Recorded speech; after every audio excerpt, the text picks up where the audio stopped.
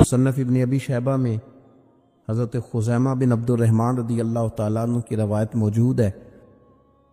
کہ آپ فرماتے ہیں کہ حضرت سلیمان علیہ السلام کے پاس آپ کا ایک دوست بیٹھا تھا، تو حضرت اسرائیل علیہ السلام تشریف لائے، اس کو غور غور سے دیکھنے لگے، پھر وہ تشریف لے گئے، تو بعد میں وہ شخص آپ سے عرض کرنے لگا حضور یہ مجھے گھور کے دیکھ رہے تھے، لگتا ہے میری موت کا وقت آ گیا، تو آپ اس طرح کریں ہوا کو حکم دے مجھے ہند پہنچا دے۔ یہاں ایک روایت میں یوں ہے کہ حضور ویسے ہی میرا دل کر رہا ہے مجھے آپ ہوا کو حکم دے کہ ہند پہنچا دے۔ حضرت سلیمان کا حکم چلتا تھا، ہواؤں کو حکم دیا، وہ ہند پہنچ گیا، وہ شخص ہوائیں اڑا کے اس کو ہندوستان لے گئیں، وہ مقام جہاں وہ جانا چاہتا تھا وہاں جب وہ پہنچ گیا، کچھ دنوں کے بعد حضرت اسرائیل علیہ السلام تشریف لائے، حاضر بارگاہ ہوئے، تو جناب سلیمان علیہ السلام نے فرمایا کہ کیوں گھور کے دیکھ رہے تھے؟ تو عرض کرنے لگے حضور میں اس لیے گھور کے دیکھ رہا تھا کہ مجھے تو حکم ہے کہ تھوڑی دیر کے بعد اس کی روح ہند میں قبض کرنی، اور یہ یہاں گھوم رہا ہے، تو اتنا لمبا سفر ہے تو یہ پہنچے گا بھی کیسے؟ لیکن مجھے حکم ہے، مجھے امر ہے، تو میں تو ہند کی طرف سفر کرنے لگا، لیکن جب میں گیا تو مجھ سے پہلے وہاں موجود تھا۔ حضرت سلیمان علیہ السلام کہنے لگے تیرے جانے کے بعد اس نے مجھ سے کہا، تو گھوڑے پہ، اونٹ پہ، پیدل تو جا نہیں سکتا تھا، تو میں نے ہوا کو حکم دیا تو اسے لے گئی۔ اس بات کو اور مضبوط کرتی ہے میرے نبی پاک صلی اللہ علیہ وسلم کی وہ حدیث جو صحیح مسلم میں موجود ہے، جو بخاری میں موجود ہے، جو مسند امام احمد بن حنبل میں موجود ہے۔ انس بن مالک رضی اللہ تعالیٰ عنہ فرمانے لگے کہ بدر کی رات نبی پاک صلی اللہ علیہ وسلم نے نشان لگائے تھے، نشان لگائے تھے، فرمایا فلاں کافر یہاں مرے گا، فلاں یہاں مرے گا، فلاں یہاں مرے گا۔ حضرت انس بن مالک رضی اللہ تعالیٰ عنہ فرماتے ہیں جہاں حضور نے چھڑی سے نشان لگایا تھا قطعاً ایک کافر نے وہاں سے تجاوز نہیں کیا، اسی جگہ اس کی موت آئی، وہ وہیں مرا جہاں حضور نے کہا تھا۔ تو موت کا وقت بھی مقرر ہے، موت کی جگہ بھی مقرر ہے، موت کو یاد کرنے کا بھی حکم ہے، لیکن موت مانگنے سے منع کر دیا گیا۔ ہمارے معاملات کے اندر للہیت ختم ہوتی جا رہی ہے، خلوص نہیں رہا، کرامتیں ہیں، کہانیاں ہیں، داستانیں ہیں، الزامات ہیں، جھوٹ ہے، فریب ہے، فراڈ ہے، بڑا کچھ ہے۔ اگر نہیں ہے تو خلوص نہیں ہے، اگر نہیں ہے تو ہمارا اللہ اور اس کے رسول کے ساتھ رضا والا معاملہ نہیں ہے۔ کسی چیز کو اس کی حقیقت کی بجائے ہم تصورات کی دنیا میں جا کے، خیالات، توہمات اور افواہوں کی دنیا میں جا کے اس کو قبول کرتے ہیں۔ یاد رکھو جن لوگوں کی زندگیاں اللہ کی رضا کے لیے تھیں وہ لوگ بڑے اچھے تھے، بڑے خوش بخت تھے، بڑے خوش نصیب تھے، انہیں بدر کے میدان میں گردنیں کٹانے میں بھی بڑا ہی مزہ آیا تھا انہیں۔ اب دیکھیں نا احد کے میدان میں جانے دینے میں بھی انہیں بڑا مزہ آیا تھا۔ اب آدمی میں خلوص ہوتا ہے تو اس کے لیے جان قربان کرنا بھی آسان ہو جاتا ہے، لیکن جب خلوص نہیں ہوتا پھر گفتگو ہوتی ہے، پھر باتیں ہوتی ہیں، پھر داستانیں ہوتی ہیں، پھر کہانیاں ہوتی ہیں، پھر لب و لہجہ ہوتا ہے، پھر منصوبہ سازی ہوتی ہے، پھر ہیلے بہانے، پھر سورے کبرے جوڑ کے لوگ کہانیاں اور داستانیں بناتے ہیں۔ خلوص اور للہیت کے ساتھ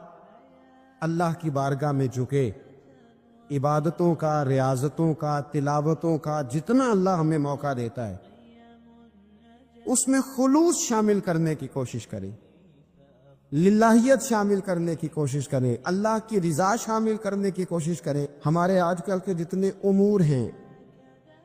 ان امور کے اندر دنیا داری غلبہ کرتی چلی جا رہی، ہر کام میں دنیا داری کی آمیزش ہو جاتی ہے، نہ چاہتے ہوئے بھی، نہ ارادہ کرتے ہوئے بھی، بہت ساری جگہوں پہ، اور دنیا داری اتنی غالب ہو گئی ہے کہ دنیا ہی دنیا نظر آنے لگ گئی ہے، دنیا ہی دنیا، یعنی کوئی چیز کیمرے کی آنکھ سے چھپ نہیں پا رہی، کوئی بات ایسی نہیں جس پر لوگوں کی نظریں نہ ہوں۔ کوشش کریں اور عجیب بات یہ ہے کہ دنیا داری ہو، دولت ہو تو اس کو چھپا کے رکھا جاتا ہے، اور دین کی کوئی بات ہو اس کو نشر کرنا ضروری سمجھا جاتا ہے تاکہ لوگوں کو میرے تقوی اور میری پرہیزگاری کی خبر جلدی جلدی مل جائے۔ چھوڑے ریاکاریاں، چھوڑے تصنع، کوئی بھی کام کریں تو پہلے دل سے فتویٰ پوچھیں، پہلے اپنے آپ سے پوچھیں کہ یہ جو کام میں کر رہا ہوں، جس طرف میں جا رہا ہوں، یہ بات درست ہے کہ نہیں۔ پھر جب آپ سمجھ لیں کہ بات درست ہے پھر اس پر اور محنت کریں اور خلوص کا مظاہرہ کریں۔ تو یہ جو ہمارا مزاج ہے نا لوگوں کو دکھانے کا، بتانے کا، سنانے کا، شیخ ابو العباس مرسی فرماتے کہ مجھے کئی دفعہ محبوب کریم علیہ السلام کا دیدار نصیب ہوا، میرا اور حضور کا معاملہ تھا، پھر میں نے لوگوں کو بتانا شروع کر دیا۔ فرماتے ہیں پھر انہوں نے آنا چھوڑ دیا، اس لیے کہ کچھ باتیں ایسی ہوتی ہیں جو بتانے کی نہیں ہوتی، لیکن کچھ بندوں کو بشارتیں ہوتی بڑی ہیں، وہ ان بیچاروں کو بدہضمی ہو جاتی، وہ بتائیں نا جب تک 20 لوگوں کو، تب تک ان کی وہ بدہضمی ختم ہے۔ حالانکہ ہر چیز بتانے کی، دکھانے کی، سنانے کی، ہر چیز کی وضاحت دینے کی نہیں ہوتی، ہر چیز ایسی نہیں ہوتی۔ حضرت ابو ہریرہ جیسے لوگ فرمایا کرتے تھے علم کی 2 تھیلیاں، ایک کھولی ہے، دوسری کھولوں تو مجھے قتل کر دو۔ ہر چیز کو بتانے سمجھانے کی ہوتی ہے۔ تو خلوص دیکھے کتنا ہے اس میں، للہیت کتنی ہے، اللہ کی رضا کتنی۔ میرے نبی رحمت صلی اللہ تعالی علیہ وسلم نا حضرت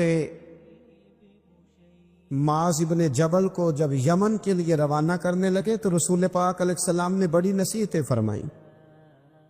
ان نصیحتوں میں درد بڑا تھا، کیوں؟ اس لیے کہ حضور نے انہیں بتلایا تھا کہ جب تم واپس آؤ گے تو میری تمہاری ملاقات نہیں ہوگی، تم میری قبر سے گزرو گے، ملاقات نہیں ہوگی۔ تو وہ جو نصیحتیں تھی نا اس موقع پر جب آپ گویا کسی سے آخری ملاقات کر رہے ہوتے، ان نصیحتوں کے اندر جو حسن ہوتا ہے، کمال ہوتا ہے، وہ تو جاتے جاتے کی بات، لے سجنا اساں توڑ نہیں پائی تے جان ہی دتی راہ تیرے، وہ جو جاتے جاتے کی گفتگو ہوتی ہے، وہ جو انداز ہوتا ہے بڑا کمال ہوتا ہے، اور اس کی گہرائی اور گہرائی کو وہ سمجھ سکتا ہے جس کو وہ لمحے میسر آتے، جو اس وقت اس مقام پہ کھڑا ہوتا ہے۔ حضرت معاذ ابن جبل رضی اللہ تعالیٰ عنہ تڑپ کے روئے کہ حضور کیا فرما رہے ہیں؟ حضور کوئی خاص نصیحت تو نبی پاک نے بڑا کچھ فرمایا، ایک جملہ حضور نے یہ کہا، معاذ عمل جتنا بھی کرنا خلوص کے ساتھ کرنا، اور محبوب نے فرمایا تیرا خلوص کے ساتھ کیا ہوا تھوڑا عمل بھی رب کی بارگاہ میں زیادہ بنا کے تیرے لیے ذریعہ نجات بن جائے گا۔ جتنا بھی کرنا خلوص کے ساتھ کرنا، بولیے خلوص کے ساتھ کرنا، للہیت کے ساتھ کرنا، اس کے اندر کوئی کمزوری نہ آنے پائے، للہیت کے ساتھ، خلوص کے ساتھ، رواداری کے ساتھ، پیار کے ساتھ کر۔ میرے بھائیوں، یہ سمجھنے کا مقام ہوتا ہے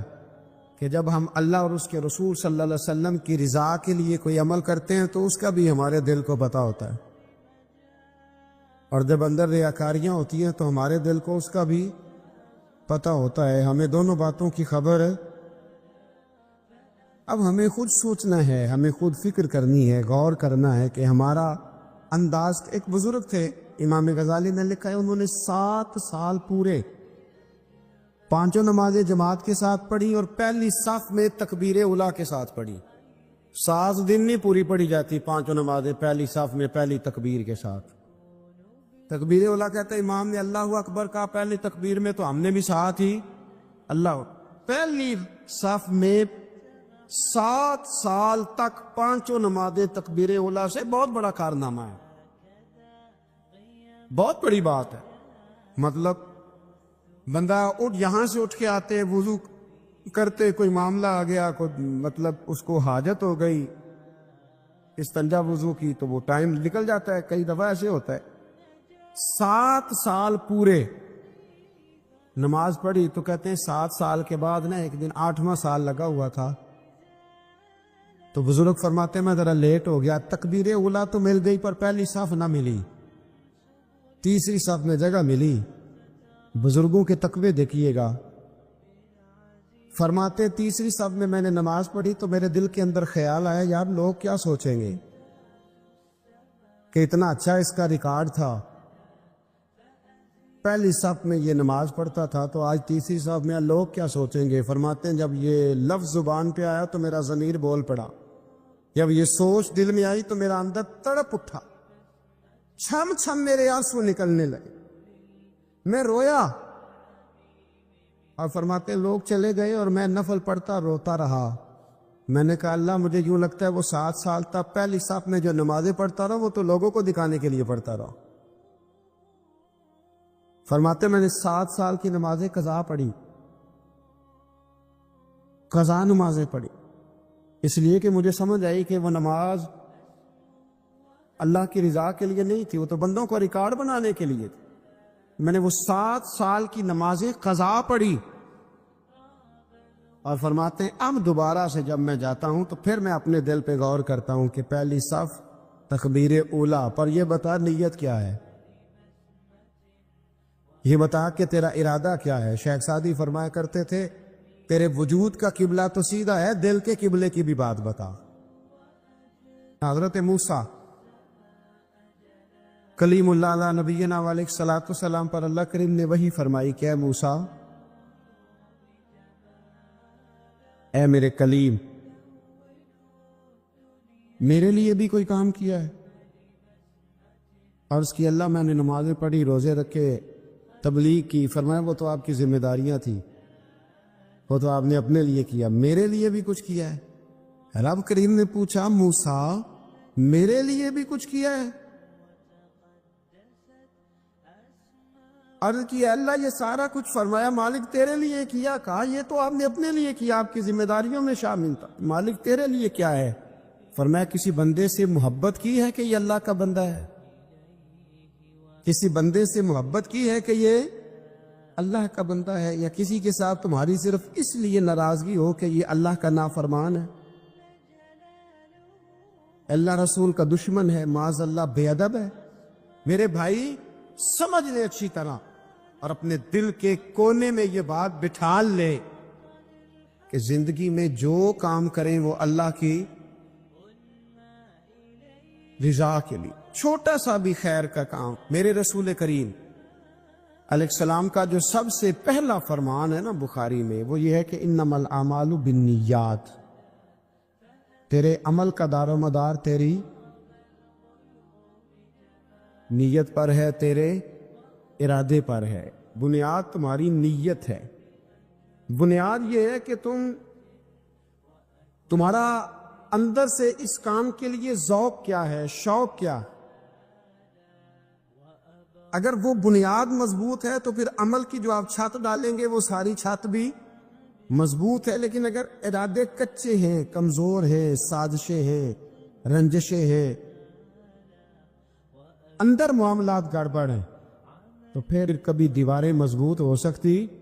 نیتیں اچھی کریں۔ بڑی سادی مثال، بڑی صاف ستھری، مولا کائنات شیر خدا حضرت علی المرتضیٰ کرم اللہ تعالی وجہ الکریم نا، آپ ایک جگہ جنگ لڑنے کے لیے گئے، جہاد ہو رہا ہے۔ عرب کے جو لوگ ہوتے تھے وہ دشمن کو سزا بڑی سخت دیتے تھے، بعض لوگ مطالبہ بھی کرتے ہیں نا سخت سزا کا۔ ہمارا سرائکی کا ایک شاعر ہے، وہ کہا کرتا ہے جے تانگی ساڑی زندگی تو تے دے سخت سزا تیری جان چھٹے، ساکو مار نہ شاکر کستاں وچ یک لخت مکا تیری جان چھوٹے۔ عرب کے لوگ نا سخت سزا دیتے تھے، سخت، وہ اذیت دیتے، کبھی انگلی کاٹ دیتے، کبھی ہاتھ کاٹ دیتے۔ مختار سقفی نے جب امام علی مقام رضی اللہ تعالیٰ عنہ کے قاتلوں کو قتل کیا تو زیادہ تر کی گردنیں نہیں کاٹی تھی، بلکہ اس نے ہاتھ پیر کاٹ کے لوگوں کو جنگلوں میں پھینک دیا تھا، تڑپ تڑپ کے لوگ مر گئے۔ اسلام اس اذیت کا قائل اہل عرب اذیت دیتے تھے، بلکہ دشمن جب نڈھال ہو کے گر جاتا تھا نا تو اس پر گھوڑے دوڑا دیتے تھے، گھوڑے دوڑ جاتے تھے اس پر، لاشیں مسک کر دیتے، ناک کان آنکھیں نکال ڈالتے تھے، ٹکڑے کرتے تھے وجود کے، اذیت دیتے تھے۔ تو جب کوئی آدمی کسی کے نرغے میں آ جاتا تھا نا، قابو میں آتا تھا، تو اس کی خواہش ہوتی تھی کہ میں مارنے والے کو غصہ دلاؤں تاکہ مجھے جلدی مار دے، اذیت نہ دے، تکلیف نہ دے، مجھے جلدی مار ڈالے، جلدی قتل کر ڈالے۔ یہ ان کا مزاج ہوتا تھا، رویہ ہوتا تھا۔ حضرت مولا علی شیر خدا کرم اللہ تعالی وجہ الکریم دشمن پر غالب آ گئے۔ جب غالب ہوئے تو اس نے معاذ اللہ حضرت علی پر تھوک دیا۔ کافر تھا، اس کا ارادہ یہ تھا کہ میں حضرت علی کو غصہ دلاتا ہوں تاکہ یہ مجھے جلدی مار دے، لیکن اسے نہیں پتا تھا یہ علی ہے، اسے نہیں خبر تھی کہ یہ جو خمیر ہے نا، ان کی تربیت مدینے والے محبوب نے فرمائی ہے۔ یہاں جو چمک دمک ہے اس کا رنگ ساری دنیا سے نرالا ہے، انوکھا ہے، شاندار ہے، وزادار ہے، کمال ہے۔ کہا حضرت علی پر معاذ اللہ میں یہ کام کرتا ہوں تاکہ وہ جلدی قتل کر دیں گے، لیکن جب اس نے مولا علی کی طرف یہ نازیبا حرکت کی تو حضرت علی نے تلوار چھوڑ کے پیچھے ہٹ گئے۔ توجہ کرنا، رزلٹ دیکھنا، مولا علی پیچھے ہٹ گئے اور فرمانے لگے جا تو آزاد ہے۔ وہ کہنے لگا میں آزاد ہوں، کس طرح، کیسے؟ تو حضرت علی فرمانے لگے میرا تیرا ذاتی جھگڑا تو کوئی نہیں نا، نہ تو نے میری زمین پہ قبضہ کیا، نہ میرا مال لوٹا، نہ میری عزت پر ہاتھ ڈالا۔ میرا تیرا جھگڑا اللہ کی رضا کے لیے، خالص اس لیے کہ تو اللہ کی نافرمانی کر رہا، خالصتاً اس لیے تیرا اور میرا یہ جھگڑا ہے۔ باقی جہاں تک تعلق اس بات کا ہے کہ اب تو نے میری ذات شامل کر دی، اب تو نے مجھے تکلیف دے دی، اب تو نے مجھے اذیت میں مبتلا کر دیا، تو حضرت مولا علی شیر خدا فرمانے لگے اب ذات آ گئی ہے میری بیچ میں، اب میری ذات بیچ میں آ گئی، اب اگر میں تجھے قتل کروں گا تو لگے گا میں نے اپنے ذاتی غصے میں قتل کیا، لہذا اب معاملہ یہ ہے کہ میں تجھے آزاد کرتا ہوں، اب تو چھٹی کر سکتا ہے، جا سکتا ہے، دوبارہ کبھی میرے ہاتھ آئے گی تو دیکھی جائے گی۔ مولا کائنات نے اسے چھوڑ دیا، لیکن وہ حضرت علی کا غلام بن گیا، وہ غلام بن گیا۔ کہنے لگا علی اب سمجھ آئی ہے کہ دین کتنا شاندار ہے، دین کتنا اعلیٰ ہے، دین کی قدریں کتنی پاکیزہ اور کتنی حسین ہے، اور کتنا منور ہے محبوب کریم کا دین، آپ مجھے کلمہ ہی پڑھا دیں۔ گویا جو بندہ تلوار سے فتح نہ ہو سکا وہ مولا علی کے خلوص سے فتح ہو گیا۔ حضرت علی کے خلوص سے، للہیت سے، اللہ کے ساتھ جو ان کا رشتہ تھا، اس رشتے کی برکت سے وہ آدمی فتح ہو گیا۔ اللہ کے بارے میں ہمیشہ اچھا گمان رکھنا واجب، رب میرے ساتھ رحمت والا معاملہ ہی کرے، اچھی سوچیں رکھنا ہی ضروری ہے اللہ کے بارے میں۔ یعنی معاذ اللہ وہ جو دلوں میں بعض اوقات وسوسے آتے کہ اس کو اتنا مل گیا تو مجھے نہیں ملا، وہ جو شیطان اس قدر زیادہ وسوسہ انگیزی کرتا ہے، تو یاد رکھیں رب کے بارے میں ہمیشہ اچھا گمان رکھنا ضروری، اور جو نیک اور صالح مومن ہو اس کے ساتھ اچھا گمان رکھنا مستحب ہے، آپ کو اجر ملے گا اچھا گمان رکھنا۔ اور کچھ گمان حرام بھی ہیں، جیسے اللہ تعالیٰ کے ساتھ معاذ اللہ کسی نے برا گمان رکھا، نیک مومن کے بارے میں کسی نے برا گمان رکھا، بری سوچ رکھی، تو یہ حرام ہے۔ ہاں کچھ لوگ ایسے ہیں جن کے بارے میں صرف اتنا کہا گیا کہ ان کے بارے میں تمہارے ذہن میں اگر کوئی بری سوچ آتی ہے تو وہ ٹھیک ہے، لیکن تشہیر اس کی بھی نہ کرنا۔ ایک بندہ اعلانیہ گناہ کرتا ہے، اعلانیہ، تو آپ کے دل میں اگر یہ بات آ جاتی ہے کہ یار اس نے کیوں معاذ اللہ شراب خانے سے یہ نکلا، اس نے کیوں رشوت لی، آپ اس کے بارے میں اگر یہ گمان کرتے ہیں تو یہ گمان جائز ہے،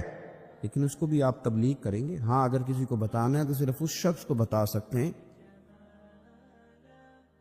کہ جس کو آپ اس کے شر سے بچانا چاہتے ہیں کہ اگر یہ اس کے قریب جائے گا تو اس کے شر کا شکار ہو جائے گا۔ باقی لوگوں کے ساتھ اچھا گمان رکھنا، رویوں کو ہمیشہ مثبت رکھنا، مثبت۔ نبی پاک صلی اللہ تعالی علیہ وسلم نے نا ہمیشہ اپنا رویہ جو ہم تک پہنچایا، جو کریم محبوب علیہ السلام نے ہمیں تبلیغ فرمائی، تو حضور کا رویہ بڑا مثبت ہوتا تھا، بڑا مثبت رویہ۔ میدان احد کے اندر کفار معاذ اللہ ٹوٹ پڑے حضور علیہ السلام پر حملہ کرنے کے لیے، بڑی تکلیف پہنچائی، حضور کے مقدس وجود سے خون بھی نکلا، حضور کے محبوب ترین چچا کو شہید بھی کیا، جو ان سے بن پڑتے تھے وہ ظلم کیے، لیکن جب عرض کیا گیا نا یا رسول اللہ صلی اللہ علیہ وسلم دعا کر دیں یہ تباہ ہو جائے، تو حضور نے ہاتھ اٹھائے، اللہم اہد قومی فانہم لا یعلمون۔ آپ کبھی اس دعا میں جو حضور کا رویہ ہے اس پر کبھی آپ غور کر لیں تو زندگی یوں محسوس ہوتا ہے کہ آسان کر دی گئی، یوں لگتا ہے کہ ہمارے دل اگر اس مزاج کو سمجھ جائیں تو یہ دل نہیں رہیں گے، دل دریا بن جائے، یہ وسعت اختیار کر جائے۔ رسول کائنات صلی اللہ تعالی علیہ وسلم نے دعا کیا کی؟ مطالبہ تو یہ کیا گیا کہ یا رسول اللہ صلی اللہ علیہ وسلم دعا کریں یہ تباہ ہو جائیں، تو حضور دعا کر رہے ہیں اللہ انہیں ہدایت دے دے، یہ جانتے نہیں یہ کیا کر رہے ہیں، انہیں پتہ ہی کوئی نہیں، عقل ہی نہیں رکھتے، شعور ہی نہیں ہے۔ بچوں کے بارے میں نہیں بندہ کہتا انہیں پتہ ہی کوئی نہیں، تو اتنا مثبت رویہ ان کے بارے میں جو پتھر برسا رہے ہیں،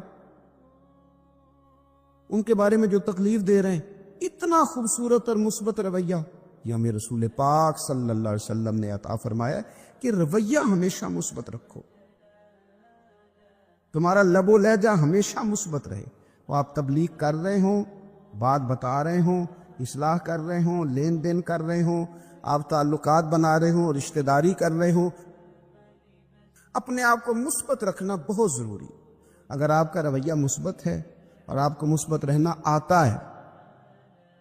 اور آپ مثبت پن کے قائل ہیں تو آپ محسوس کریں گے کہ بہت سارے لوگ آپ کی نظر میں بھلے ہو گئے، آپ کو محسوس ہوگا کہ آپ کے دوستوں کی تعداد بڑھ گئی ہے،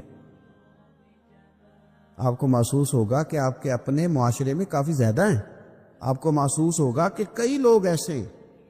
کہ جو بیچارے شعور سے عاری ہیں، انہیں پتہ نہیں ہے، اس لیے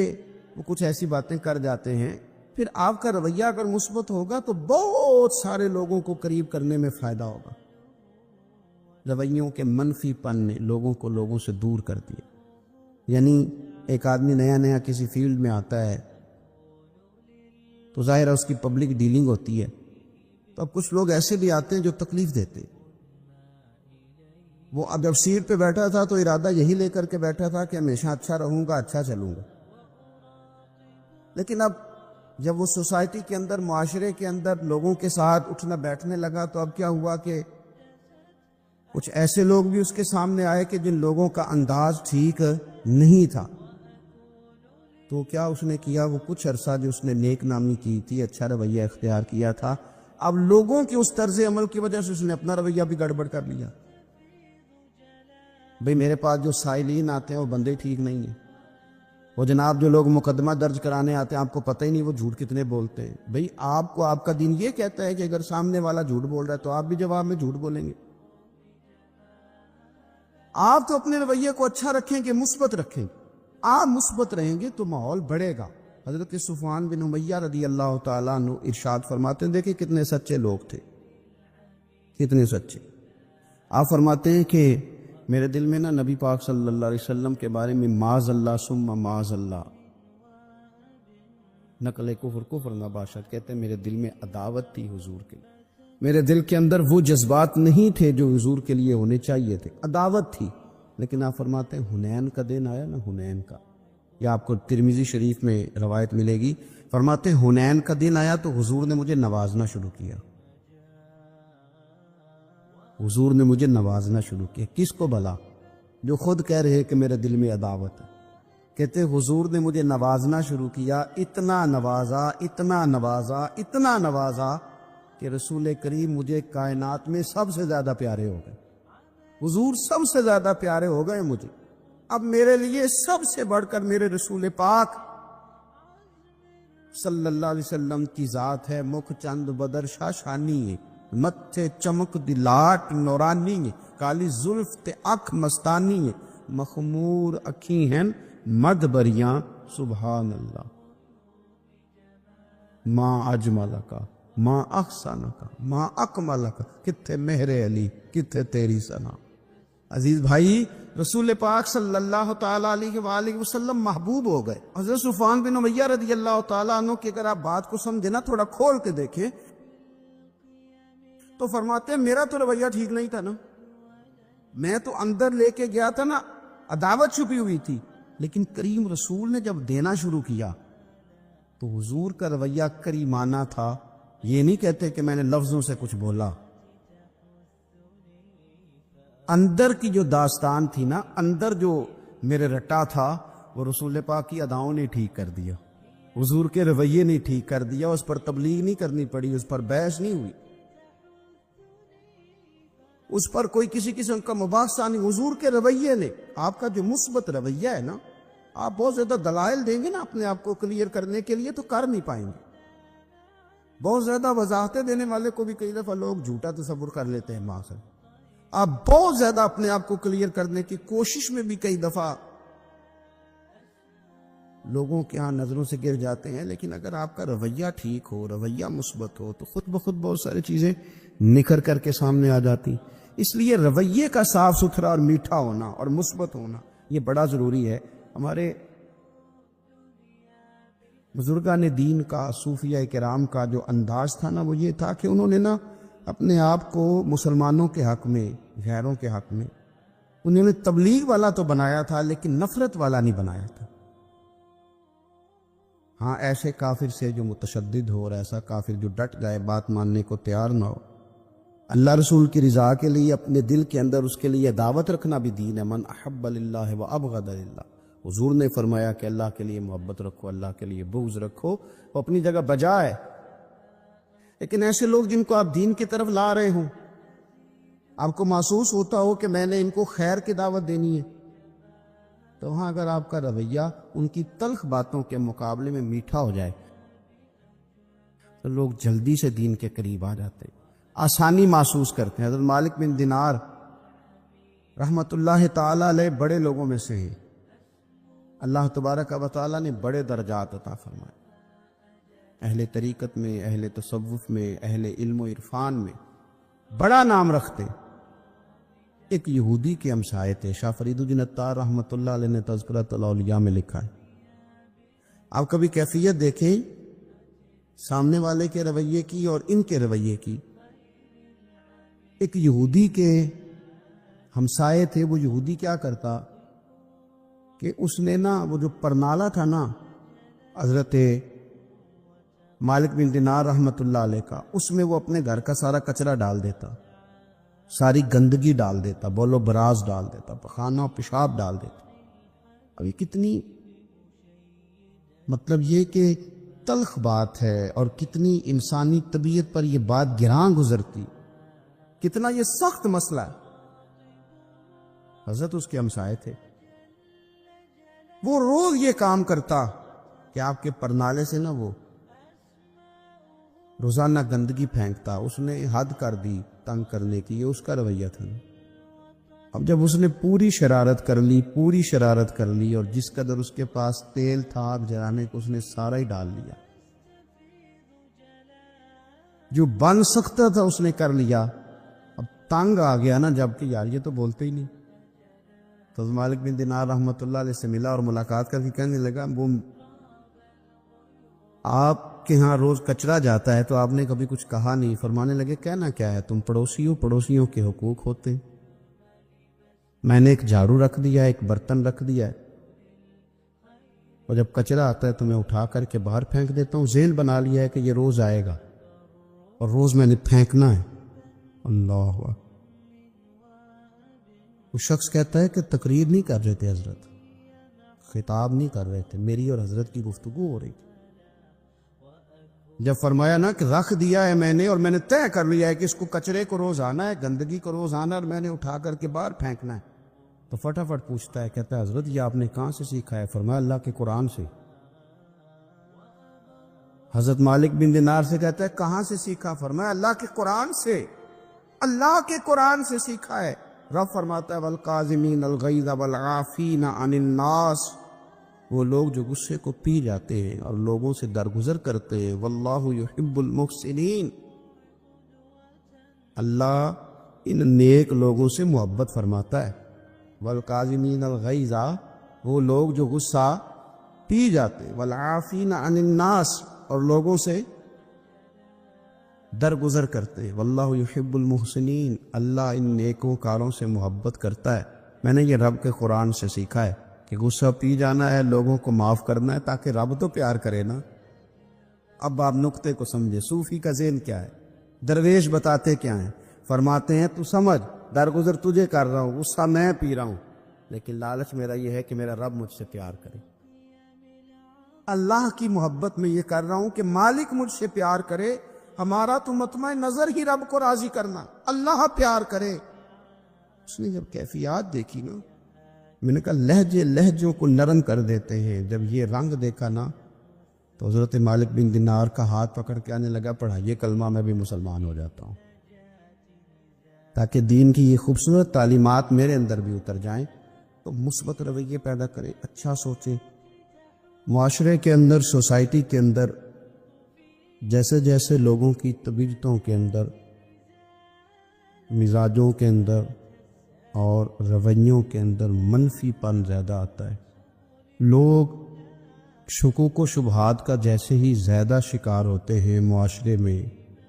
نفرت انگیزی، بغض، عداوت اور کینہ، یہ چیزیں پیدا ہوتی ہیں۔ اور اگر لوگوں کے رویے معاشرے کے اندر مثبت ہوں، اچھا سوچنے کا مزاج ہو، دوسروں کے بارے میں خیر خواہی کا رویہ ہو، مثبت نظریات ہوں، تو چند تلخ لوگوں کے ہونے کے باوجود بھی معاشرے کے اندر خوبصورتی باقی رہتی ہے۔ ہم نے یہ دیکھا ہے کہ بدگمانی، بری سوچ، منفی رویے معاشرے کے اندر تیزی سے پروان چڑھ رہے ہیں، بدگمانیاں پھیلائی جاتی ہیں، بدگمانیوں پہ توجہ دی جاتی ہے، چونکہ غیبت، جاسوسی، یہ کام نفس کو بھلے لگتے، تو انسان کی نفسانی طبیعت اس طرف بڑھتی ہے، تو پھر لوگ زیادہ لوگوں کے بارے میں بدگمان رہنے لگتے، برے خیالات کو پرموٹ کرتے۔ اس کا نتیجہ معاشرے میں ہم یہ دیکھ رہے ہیں کہ ہر گروہ کے لوگ دوسرے گروہ کے بارے میں برے خیالات اپنے دلوں میں رکھے ہوئے۔ تاجروں کا گروہ سرکاری ملازمین کے بارے میں، سرکاری ملازمین کی جو گروہ ہے ان کے تاثرات تاجروں کے بارے میں آپ اگر سنیں تو وہ بڑے خطرناک اور خوفناک ہیں۔ ہمارے جو سیکیورٹی کے ادارے ہیں، پولیس ہے، فوج ہے، ان کے بارے میں جب ماحول کے اندر شدید قسم کی باتیں پھیلانے کی کوشش کی جائے گی، پولیس والوں پہ ہر روز سخت سے سخت تنقید کی جائے گی، تو پھر یوں ہوتا ہے کہ معاشرے کے اندر بسنے والے طبقات ایک دوسرے کے ساتھ خوف کا رویہ پیدا کر لیتے ہیں۔ ہم نے ہر گروہ کے بارے میں چونکہ منفی چیزیں معاشرے کے اندر دی ہیں، تو وہ گروہ جو بڑے صاف ستھرے کہلانے چاہیے تھے اور جن کے بارے میں لوگوں کو اچھا گمان رکھنا چاہیے تھا، وہاں بھی لوگوں کا اچھا نہیں رہا۔ جیسا کہ میں نے کہا کہ نہ تاجروں کے بارے میں لوگوں کے نظریات اچھے رہے، نہ سیاستدانوں کے بارے میں اچھے رہے،